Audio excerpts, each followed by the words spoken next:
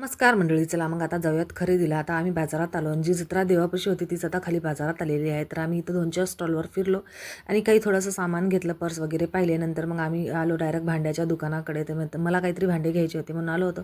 तर इथं पण एवढी गर्दी होती आणि मला बोर होत होता. तर हा कुकर मला आवडला होता. नंतर तिथलं सगळं सामान घेऊन आम्ही घरी आलो. आता काय काय आणलं ते तुम्हाला दाखवते.